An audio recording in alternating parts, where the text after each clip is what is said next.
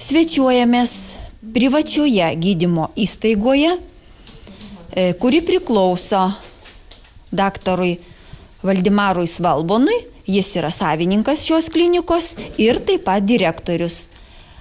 Kokios paslaugos čia tiekiamos, kaip gydomi ligoniai, kaip jie tyriami, koks dėmesys kreipiamas į kiekvieną pacientą, kad atidžiai ištirti, apžiūrėti, nei vieno ligonio neatsakyti, priimti, padėti, spręsti jam iškilusias sveikatos problemas, apie tai šiandien ir pakalbėsime. Noriu žiūrovams pristatyti klinikos direktorių, gydytoją gastroenterologą Valdimarą Svalboną. Pristatykite savo kliniką. Labas vakaras. Ta geografija kažkiek pasikeitusi, beje ir pasikeitęs pavadinimas, jį vadinosi Bokšto klinika.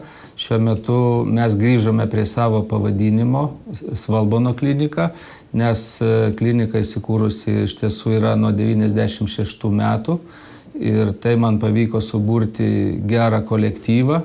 Pas mus šiuo metu konsultuoja specialistai iš Vilniaus ir Kauno, tai docentė Grabauskienė, kraujagyslių chirurgas Vilkevičius, krūtų chirurgas Sabonis, endokrinologas Šidlauskas, kolioproktologas Radžiūnas ir visai eilė Šiauliuose žinomų specialistų dirbančių Šiaulių ligoninėje. Tai kardiologas daktaras Mažutaičius, endokrinologė Sirutavičienė, daktarė Basijokienė, sąnarių specialistas, daktaras Tungys, gastroenterologas, daktaras endoskopuotojas Barkauskas, Lorgite daktarė Brazienė, Sidaravičienė, neurologė Pučkienė, psichoterapeutas Tulpinas,